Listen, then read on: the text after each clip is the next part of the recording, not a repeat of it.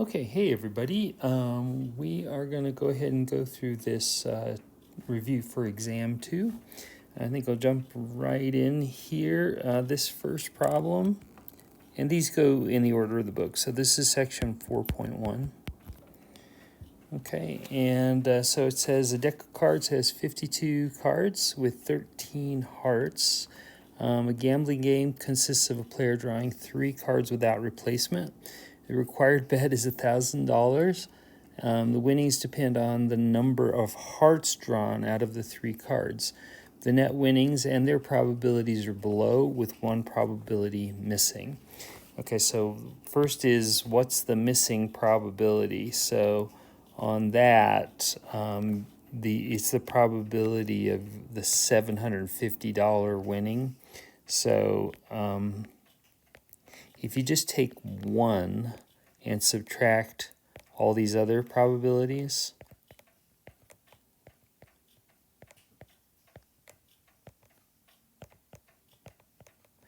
that will give you the missing probability, and if you do the numbers, you should get 0.138 for that. So we'll just put that in here.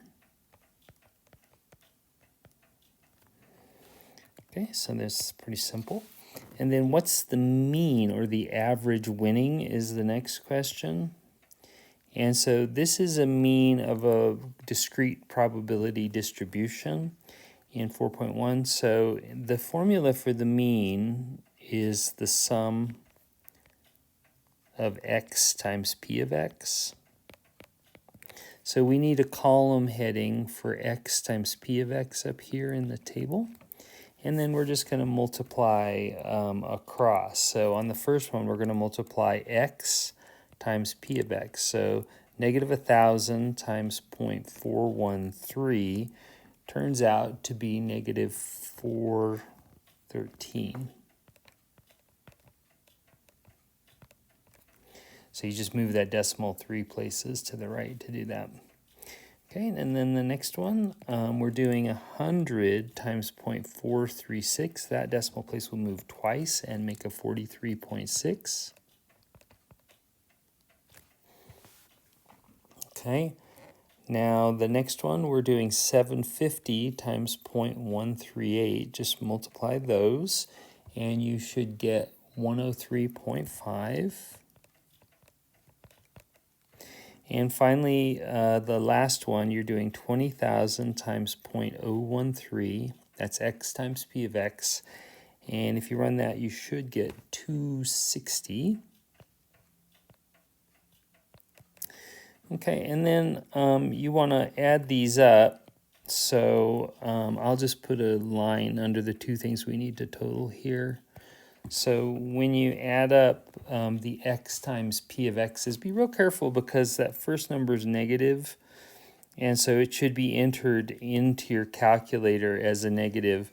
Don't use the subtraction button. There's a negative button somewhere on your calculator. Make sure you use that to put in a negative 413, and then you can add these others, and they should add up to negative 5.90.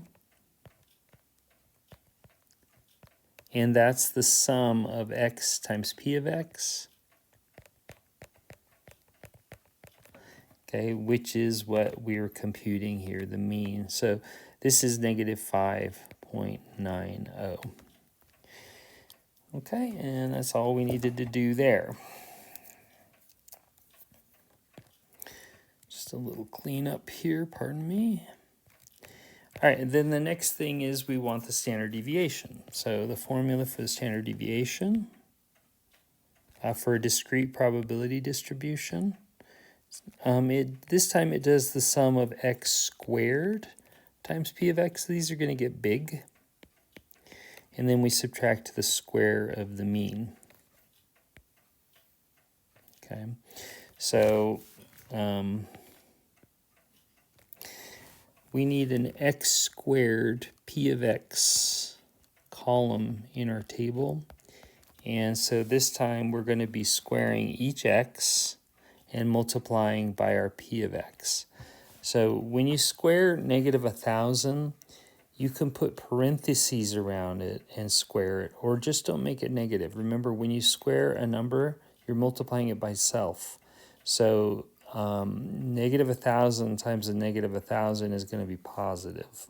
Okay, so you can just enter it as 1,000 squared times the probability 0.413. Okay, and that will come out to be 413,000.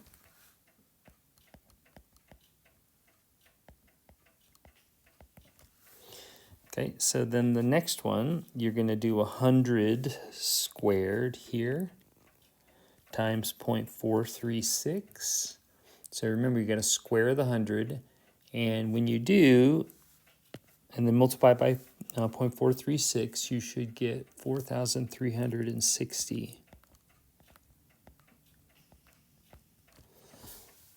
Okay, next one. Here we're going to square 750, so 750 squared times 0.138, and when you do that, you'll get 77,625.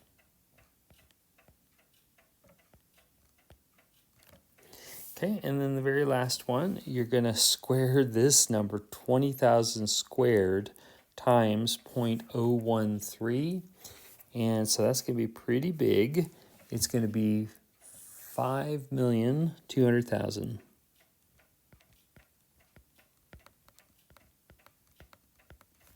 Like that. Okay, and of course that needs to be added as well. So take a moment, and when you add those up, you should get 5,694,985. Okay, and so then when we compute this standard deviation below, we want the sum of the x squared p of x, which is this number here. So let me go ahead and denote that here. That's the sum of x squared p of x. And we'll copy that down. It's 5,694,985 minus, and now you have to do the mean squared here. The mean is negative, but again, when you square a negative, you're multiplying a negative times a negative, which will be positive. So you don't really have to put the negative in. If you choose to put it in as a negative, you have to use parentheses like this so that it squares a negative and not a positive. Okay, so I would personally forget the parentheses and just put in a positive 5.90, but that's me. Anyway, you get the same either way, and so when you run those numbers, it comes out to be 2,386. And I'm around this to two places, so I'll put a 0.41 there. Technically, you could round this to one place after the decimal because the winnings here all have nothing after the decimal. So we're supposed to carry one place more. And I'm carrying two places more because this is actually the mean number of winnings and the standard deviation. So these are actually dollar amounts. $5.90 here is your average winning, which means you're losing almost $6 on average every time you play. But there's a big standard deviation in that because of how big some of the winnings are and how low some of them are. Anyway, so that's that problem. Okay, and again, that was from 4.1. Okay, now I'm going to slide up to the next problem. This one's going to be from 4.4.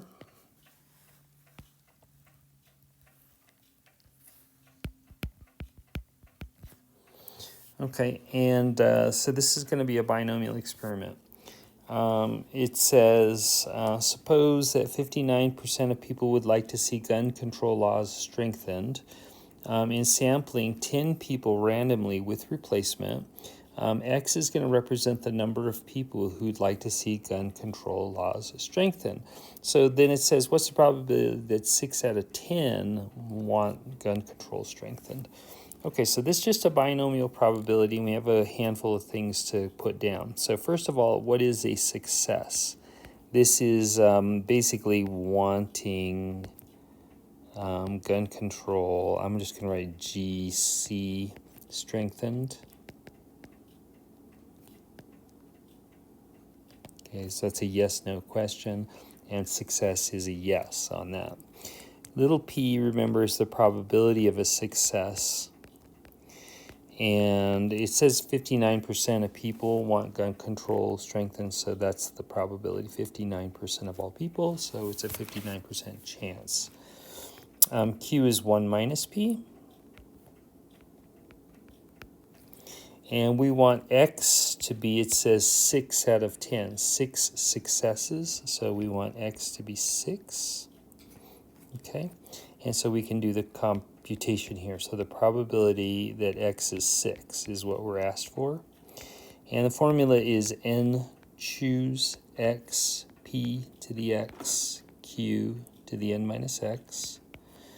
Okay, so that will be 10 choose 6. P is 0.59. To the X, that's 6. Q, I didn't do Q, so Q is 1 minus 0.59. So the complement of 59%, I think, is 41%. So this will be 0.41 to the 10 minus 6. Okay. And if you do 10 choose 6 on the calculator, you do the 10, press that NCR button, put the 6 in, and then equals, and you will get 210. So I'll rewrite this one more time. It's 210 times 0.59 to the 6th. Oops. 59 to the 6th times 0.41 to the 4th. Like that. And so you run those numbers and you get 0.250. So very close to a 25% chance. Exactly 25% chance after you round it. Okay, and then the mean in a binomial experiment is very simple. It's n times p. So n was 10. And P was, oh, I never wrote that on here. N is 10. My apologies. Okay, so P is 0.59. So N times P will be 5.9. And then the standard deviation in a binomial. These are just for binomial experiments. So this is the square root of NPQ. Okay, so square root, N is 10, P is 0.59, Q is 0.41 over, square root. And so when you run the math on that, it comes out as 1.555. And I think you could just round this to 1.6 if you want. These are successes, which are whole numbers, and if you're going to carry one place more than a whole number, then you'd say 1.6. So I'll go with a 1.6 on that. And so that's question 2, the binomial experiment problem from 4.4. Okay, and then let's jump up to question 3. Now this is sort of out of order, I think, because this one is a 4.2 question, so my apologies. I'll put this in order on the exam. So this is 4.2, properties of expected value and variance. So it says we've got two variables, x and y, and so the mean of x is 6.5, and the variance of x is 1.8.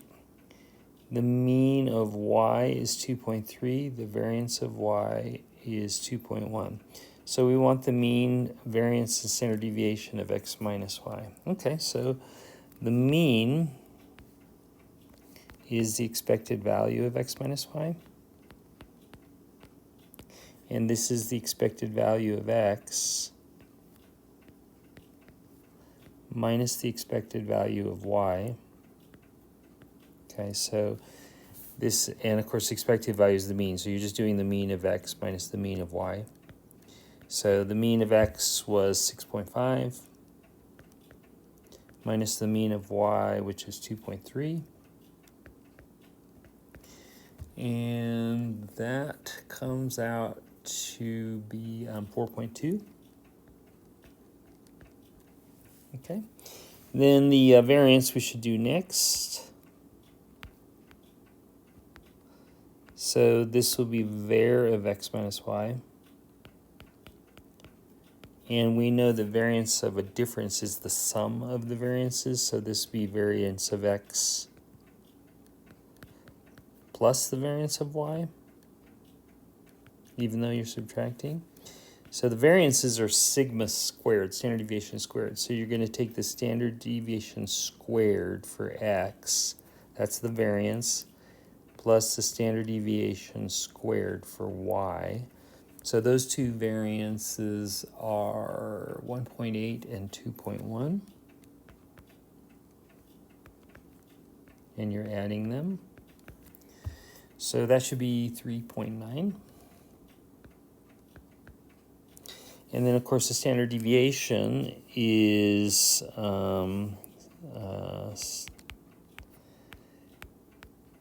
this is the square root of the variance.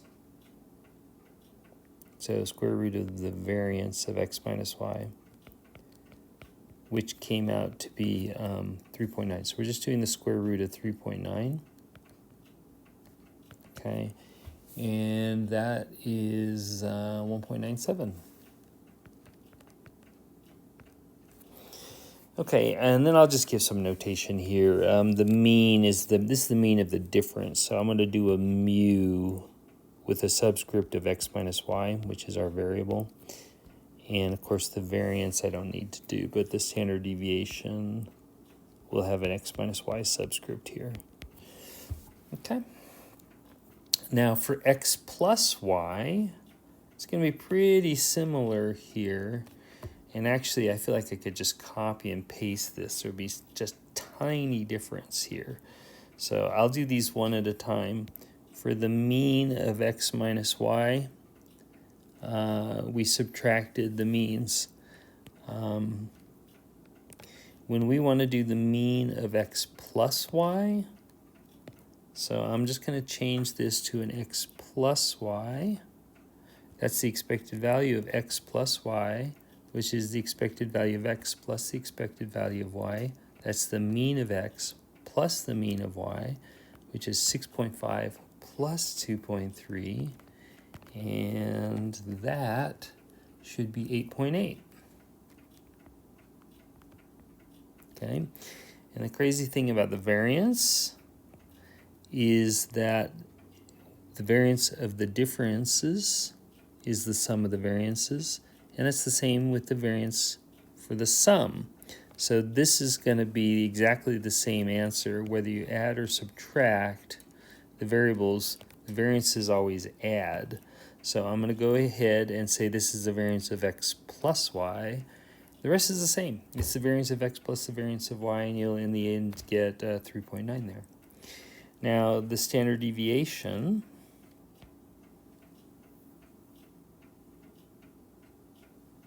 I think I can just duplicate that. And so the standard deviation of x minus y, nope, this is x plus y. This would be the square root of the variance of x plus y. The variance is still 3.9 and the square root is still 1.97. Okay, so whether you're adding or subtracting, the only real difference is in the means. When you subtract the variables, the means will subtract. And when you add the variables, the means will add. But regardless, variances always add, whether you're adding or subtracting the variables. Okay, and then for this 1/2 x, I'm going to try and give a good notation. The mean for, I'll just write x over 2 for 1/2 x. This would be the expected value of x over 2. I'll say 1/2 x. Oops. And we know that constants factor out of expected values like this. The expected value of x is the mean of x, and the mean of x is up above 6.5. So half of 6.5 better be 3.25. Okay, and then for the variance of 1/2 x, we remember that you can bring constants out of variance, but they come out squared. So you'll have a 1/2 squared times the variance of x, like that, which is 1/4. And up above, we have the variance of x here is 1.8. So we'll just say 1/4 times 1.8. And that comes out to be 0.45. Okay, and then for the standard deviation of x over 2, this would be the square root of the variance of x over 2, which is the same as 1/2 x. So here we're just taking the square root of 0.45, which comes out to be 0.671. Okay, so that's 4.2. That's it for chapter 4. Again, on the exam, I'll put these in order. All right, so then we're ready to jump into the chapter 5 questions. This one is 5.2. Notice I'm skipping 5.1. That won't be on the exam. And so these are just normal probabilities. So on this first one, you're trying to do the probability that z is less than 1.79. So if you go to table A1, and for z, just go down to 1.7 and over to 0.09. There you'll see 0.9633, which is the answer to the problem. I'm going to move this out of the way a little bit. That's a little obtrusive. So it's 0.9633. And that's it for the first one. Easy. Less than is exactly what the table gives, the areas for regions less than a given z-score. So this is the area to the left, which is exactly what I want on this one. But on the next problem, I'm saying greater than, and whenever we do greater thans, you always have to use the rule of complements. So we're going to do 1 minus the area to the left to get the area to the right. So once again, we're going to go to table A1. This time for the z-score, we're going to go down to negative 2.0 and then over to 0.08. And when you look that up, you're going to get 0.0188. Okay, but we want the complement of that. This is the area to the left, and we want the area to the right. So 1 minus 0.0188 comes out to be 0.9812. Just like that. You're done. Okay, now the last one, you're going in between two z-scores. Remember, we never subtract z-scores, but we will subtract the areas associated with them. So you just need to look up both of these. So for the first one, we're going to go down to negative 1.4 and over to 0.02. And there you'll see an area of 0.0778. Okay, and then the next one, For the z-score, you want to go down to 2.7 and over to 0.03 to make 2.73. Like that. And should be 0.9968. Again, we never subtract the z-scores. We only subtract the areas. The big one minus the small one, so you don't get a negative number. 0.9968 minus 0.0778. And you run the numbers, and you should get 0.9190. And that's it. So that's section 5.2, and that's all I'm going to do. I take it back. There's also a 5.2 here where you have to find find a z-score that corresponds with a certain area. So yeah, this is section 5.2 still. Okay, so this one says the area of the tail to the right of a z-score is 0.11. So let's go ahead and draw a little picture of this. And I don't really like my bell curve. I'm going to try that again. It's bad.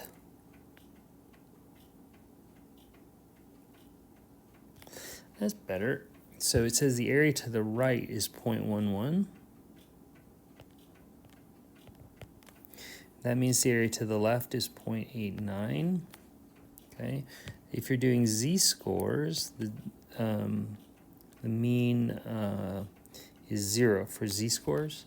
And this value has to be above average because it's like the 89th percentile. And for z-scores, the average is 0.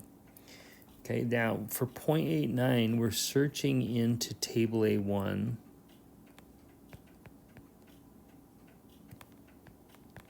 For something close to 0.89. And what you will see is a 0.8907 somewhere in the table. And if you go there and go out to the edges, you'll get a 1.2 and a 0.03. So that makes the z-score that we're looking for here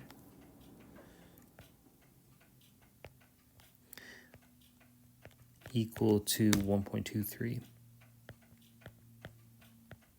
And that's all you have to do in that one.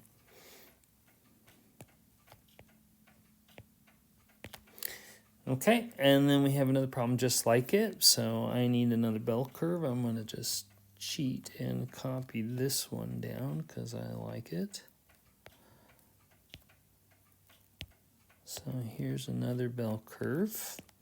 But this one, it says the z-score we're looking for is the 85th percentile. So that means we're looking for a z-score here that's bigger than 85% of the other z-scores. So you can just put an 0.85 here. It turns out that the complement of that is 15%. 15% of the values would be bigger than that, but 85% or less, that's what makes it the 85th percentile. So once again, we're searching table A1.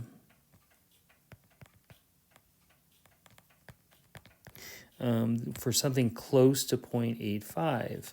So if you look and look, you'll eventually find a 0.8508. And that's, pardon me, that's an 8508. Okay, and that corresponds, if you look it up, to a 1.0 and a 0.04. Okay, and so the unknown z-score we have now determined to be 1.04. And again, that's the 85th percentile. All right, so there's that. Now we're going to go on to the next page. Again, that was all from section 5.2. The next page is going to be section 5.3.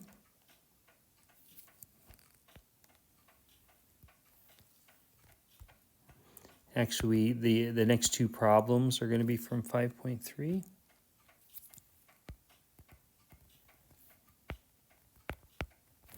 Okay, so first we're going to do the probability that x is greater than 1.95. These are normal distribution problems still. You can see the mean here is 168.1 pounds with standard deviation of 22 pounds.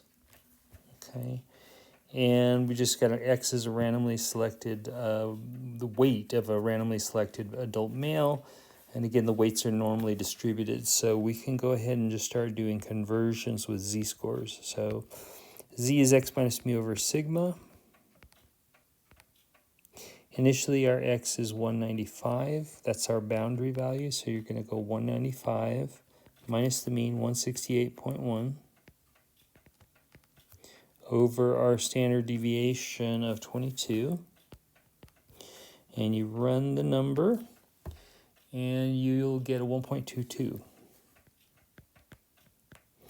Okay, then you're going to go to table A1.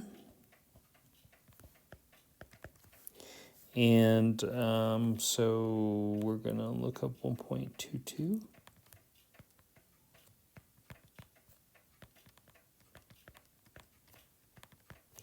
And so what you'll see there is a bunch of 8s, 0.8888. Now, this is a greater than problem. Notice it's x greater than. So whenever we do greater than, we have to do 1 minus whatever we see in the table. So we're going to go 1 minus 0.8888. And I think that's going to be 0.1112. And that's your answer. Okay, now the next one's a little easier because it's a less than problem. But otherwise, it's the same. So z equals x minus mu over sigma.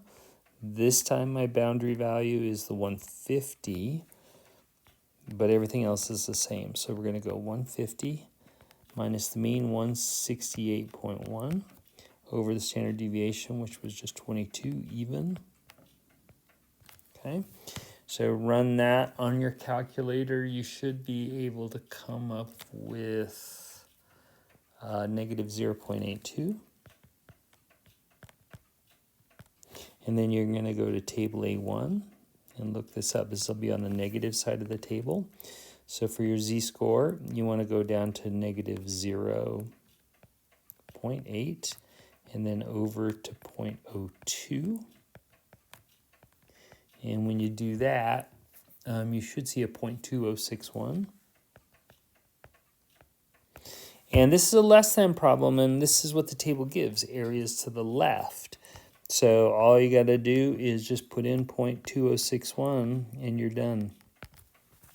Okay, nothing to it. Then finally on this last one, we have to do, because there's two boundary values, we have to do two z-scores. So on my first z-score, I think you know we're going to do x minus mu over sigma. So the boundary value this time is 180.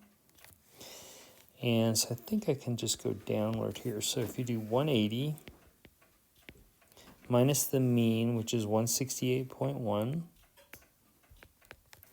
over the standard deviation is 22. So you just run that, and you should get, pardon me for a moment, 0.54.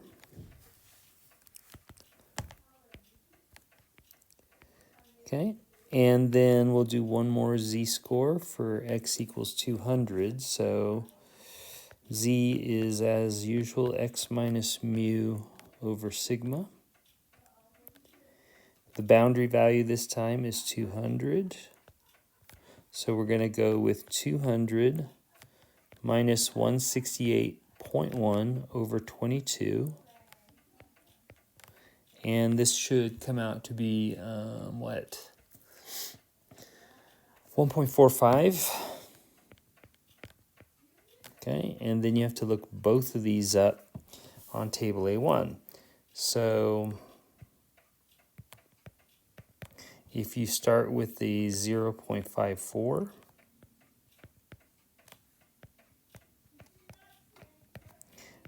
you will see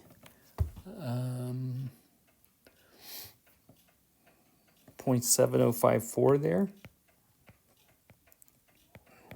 Then you have to do 1.45.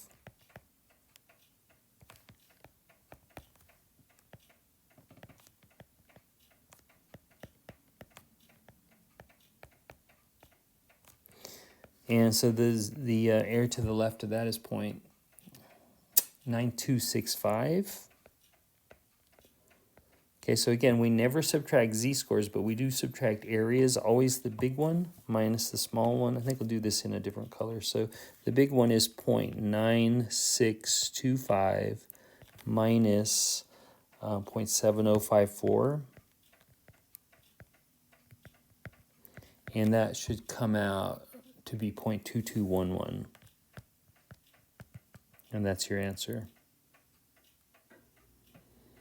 Okay, and then another 5.3 question.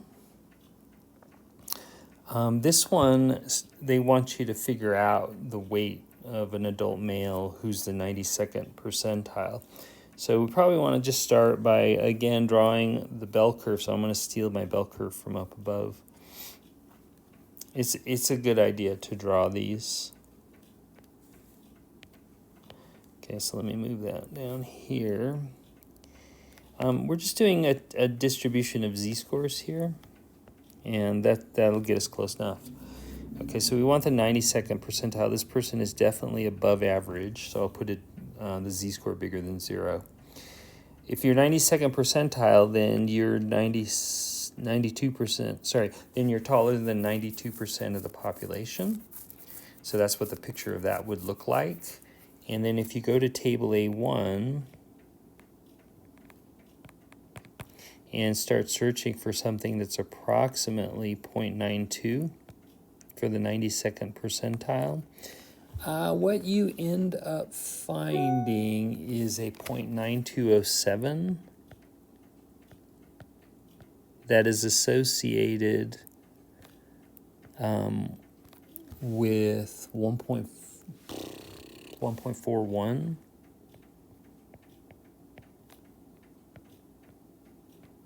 So your z-score is 1.41.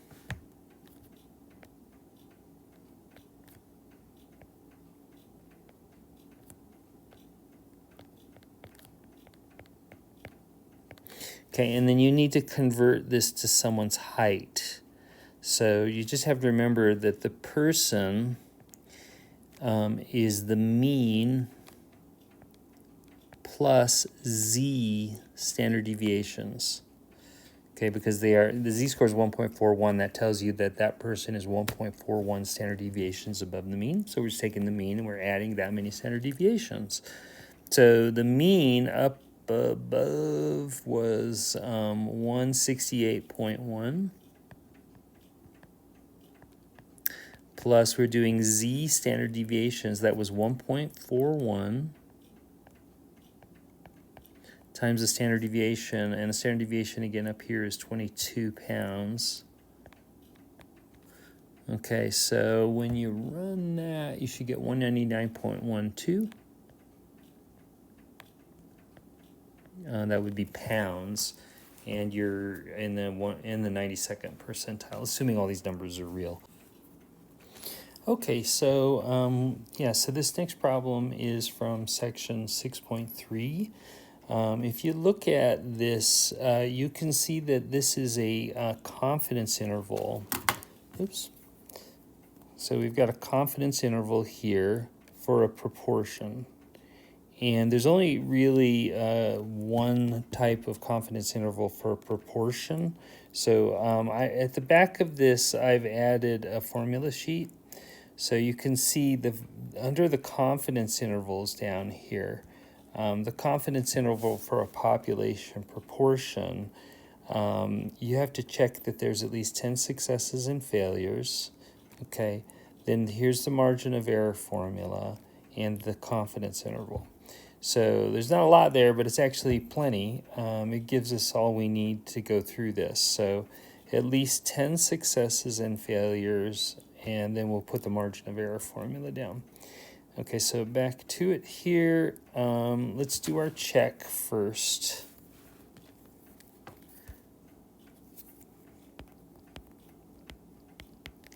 for successes and fails. Okay, so it says from a sample of 780 U.S. homes, it was found that 655 had broadband.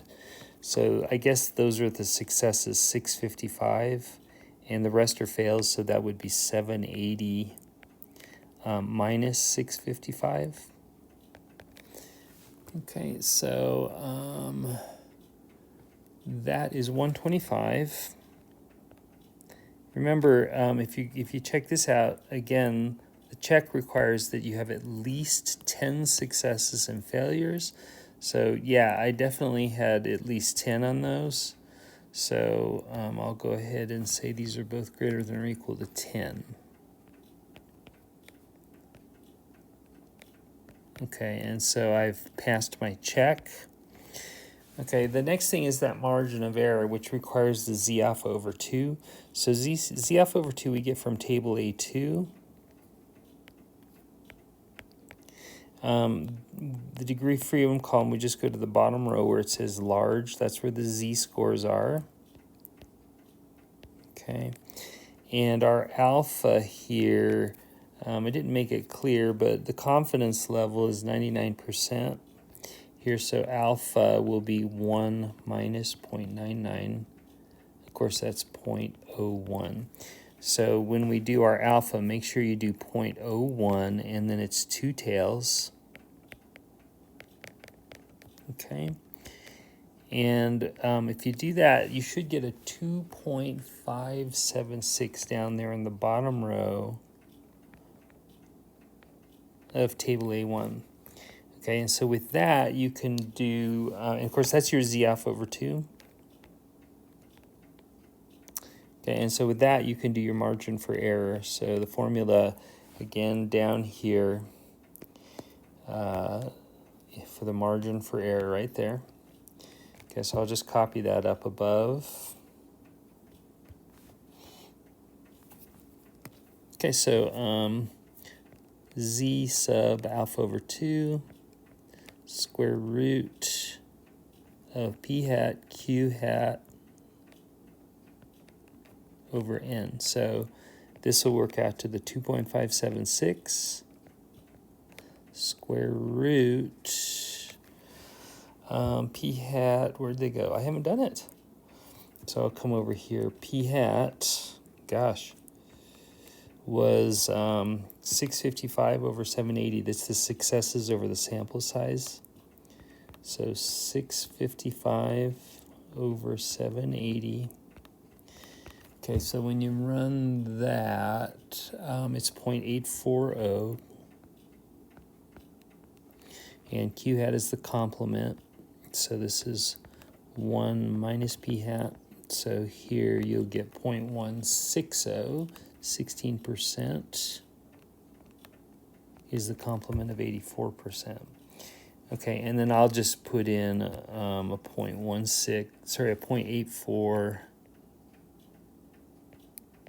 times a 0.16 for the margin of error. And then over the sample size, which was 780. Okay, and as I've said lots of times, proportions, anything with proportions get round to 3 significant figures. You do not count the leading zeros. So this is 0.0, and you should get 338. Okay, that's the margin for error. Now when we do our endpoints,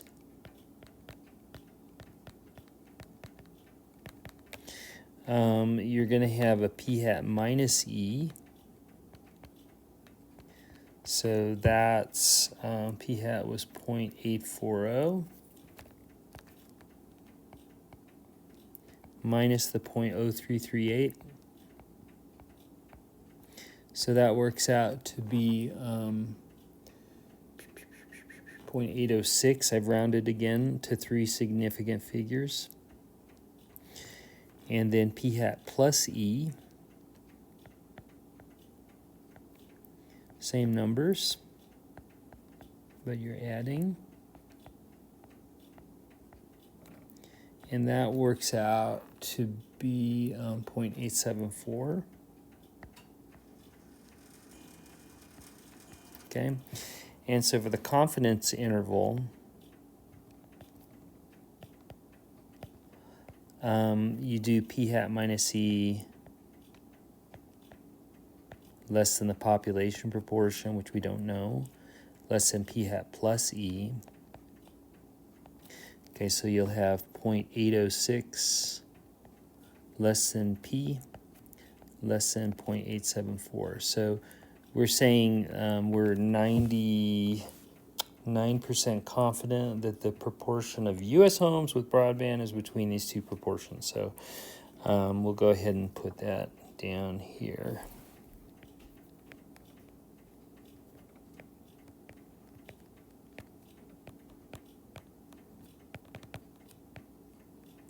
So we're 99% confident that between 80.6% and 87.4% of U.S. homes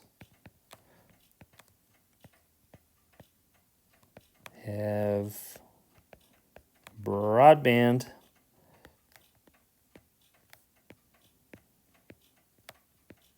And that's it. Okay, so that's the 6.3 problem.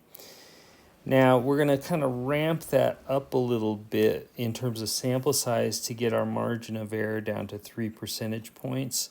So you can kind of see here that the margin of error was 0.0338, and we're going to lower that to a 0.03 here. So, and we're not going to change anything other than the margin for error. So I think there's a formula for sample sizes here. No, that did not get included, so I'll go ahead and give this to you now. So the formula for I'll have to update that formula card, but the formula for sample size, when you're working with proportions,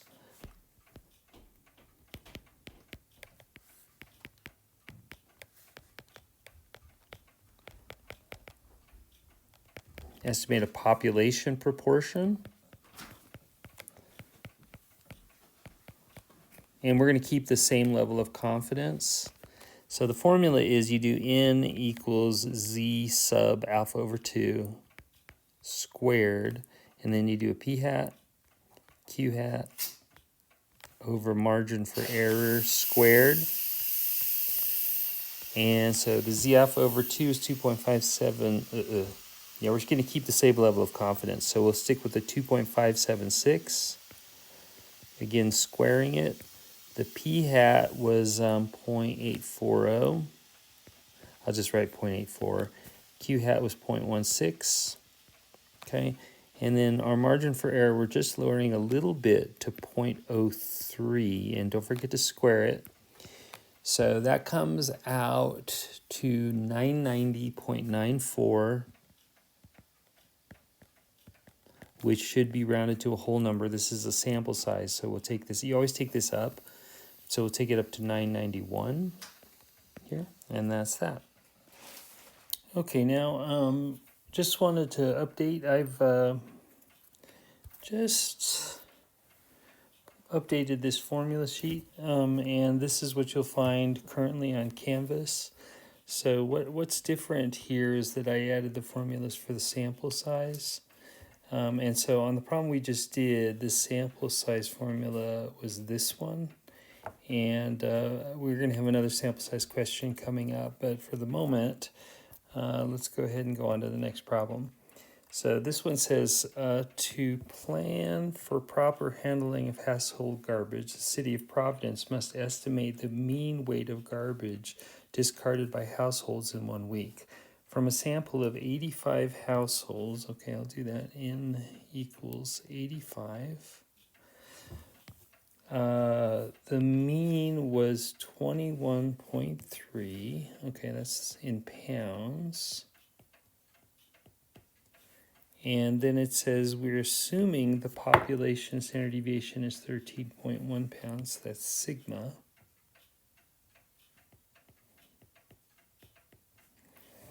It wants us to give a 96% confidence interval. So the alpha value is going to be 1 minus 0.96. So that's 0.04. Okay. And let's do our real quick check. So just real quickly, I'm going to glance at that formula sheet at the top. So this is a confidence interval for a population mean, and it says that the population standard deviation is known.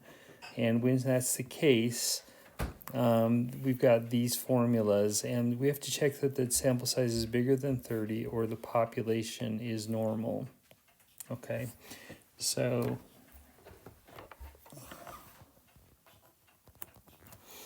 n is bigger than 30 or the population is normal. So I'm going to go ahead and put all this information into the notes here. So first thing, our n is 85 here, so this is bigger than 30, and we can put a little check mark. That's all I want is a check mark and the reason why you've checked and the conditions are satisfied. Okay, the margin of error formula, we can just go ahead and put up. That was straight from the formula sheet. So it said z sub alpha over 2, and then it was times sigma over the square root of n. Okay, like that. And then what we need to do is look up our z alpha over 2 value. So this is going to go to table A2. So again, we're ignoring degrees of freedom. We'll just go down to large, or z. And for our alpha, just remember it's 0.04 and 2 tail. Okay, and let me pull that up real quick.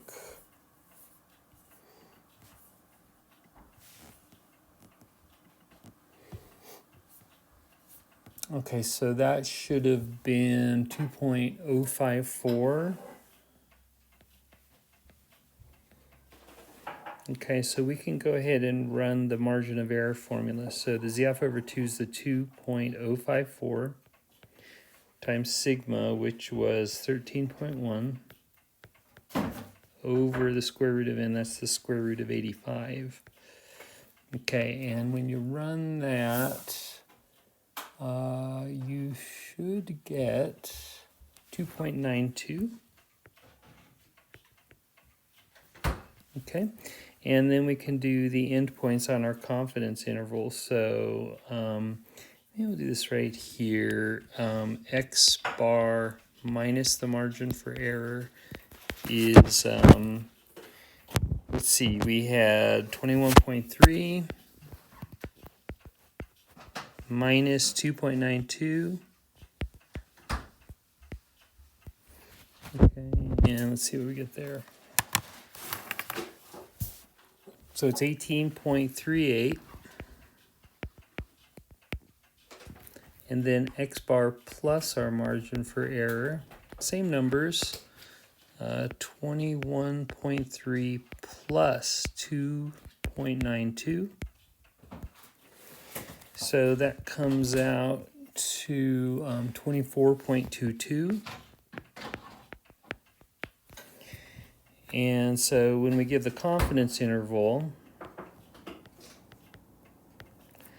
we're going to go X bar minus E less than mu less than X bar plus E.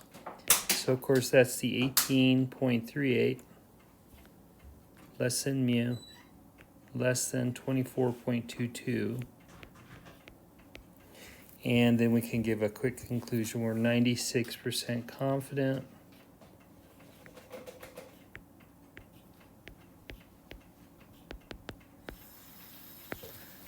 that the mean amount of trash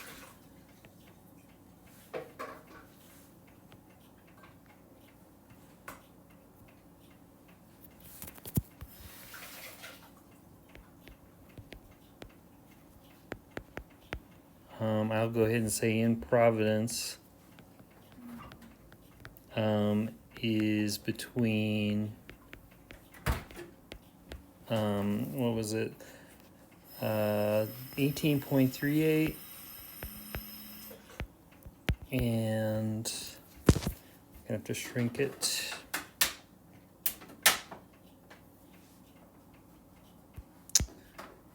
$18.38 and 24.22 pounds per household. Okay, so that one's all set to go.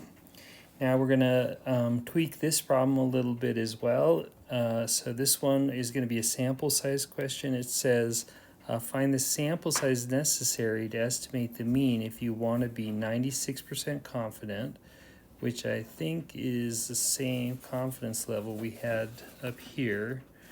So we want to be 96% confident the sample mean is within 2 pounds of the true population mean. So that 2 pounds is a revised margin for error. Okay, and if you just go back to the formula sheet, this is a sample size question. So the sample size formula we need here is for when estimating a population mean. We want this sample size that will give a specified margin for error. So you can go ahead and copy that down real quick. So my formula for sample size is n equals z sub alpha over 2 times sigma over the margin of error, and then the whole thing gets squared.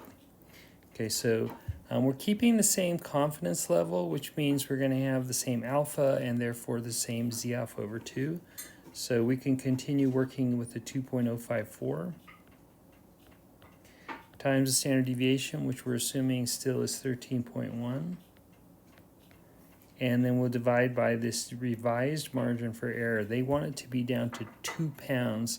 Before, if you look, the margin of error was 2.92 pounds, but we're trying to reduce it. So we're going to change it to 2 pounds here.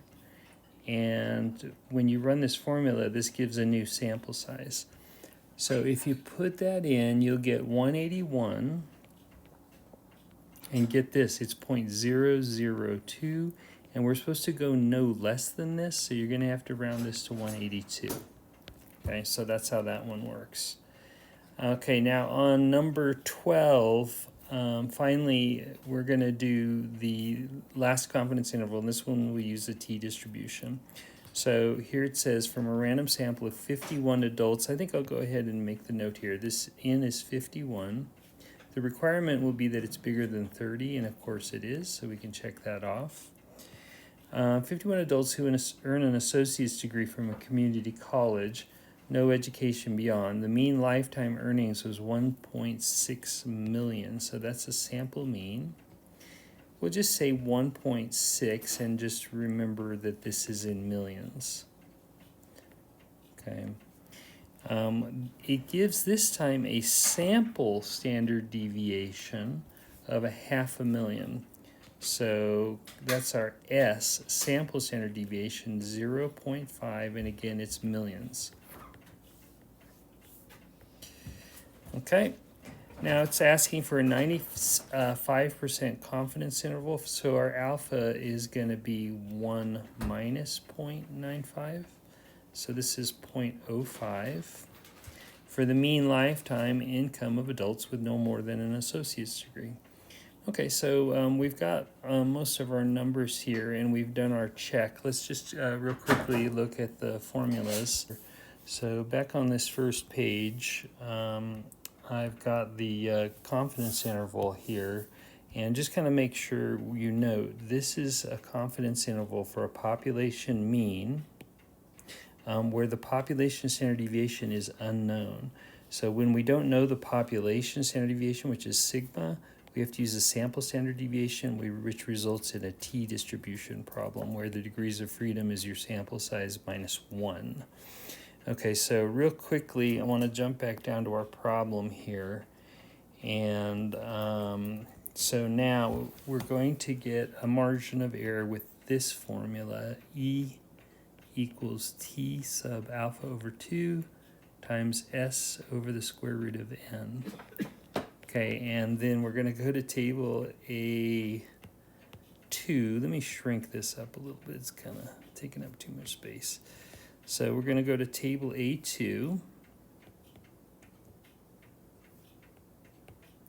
And for degrees of freedom, remember we go down to n minus 1 on a t distribution. So n minus 1, we have 50 for our sample size here. So n minus 1 will be, sorry, the sample size is 51. So n minus 1 will be 50. Our alpha is 0.05, and once again, it's 2 tails. Okay, and so from table A2, when you look that up, you should see 2.009, and that's your T alpha over 2. Okay, so we'll put in the 2.009 times, we have S, which is 0.5, over the square root of n, that's the square root of 51. Okay, so you run that on your calculator, and you should get, I'm keeping 2 places, which is 1 more place than we were given, so we're going to go with 0.14. And then we can go ahead and do the endpoints on our confidence interval.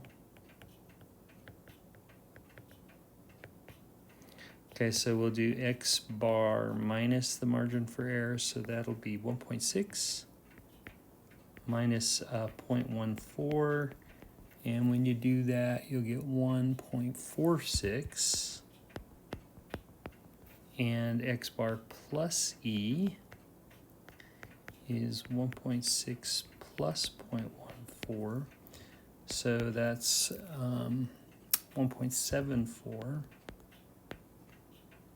Okay, and for the confidence interval, we do x bar minus e less than mu less than x bar plus e. So that's 1.46 less than mu less than 1.74. And remember, these are millions. So we'll just do a quick conclusion saying we are, what was it? 95% confident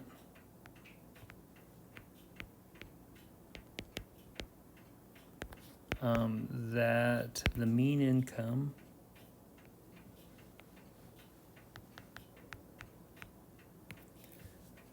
of people with an AA degree, but no more,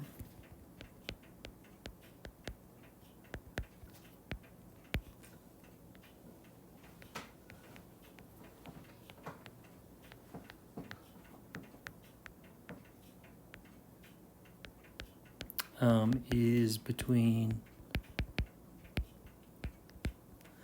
1.46 and 1.74 million.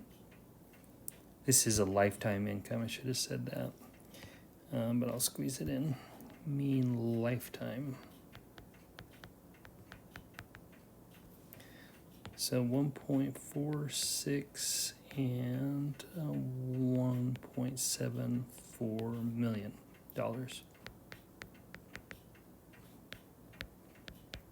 Okay. Oh, and everybody, I needed to add in the section numbers for these, so I forgot to do that. So this, going back, this first confidence interval was from 6.3, so I'm not going to do anything from 6.2. This next sample size question is also from 6.3. So you can look that up if you need to. And then here we're doing a confidence interval again, but this one's for a population mean. The first time we did that was in 6.5. Okay, and then here it's the same section. It's a sample size question from 6.5. And so the only thing that's left here is the confidence interval for a population mean where the population standard deviation is unknown. That's 6.6, the last section that's on your exam. And so best of luck to you all. Just thought I better get that in.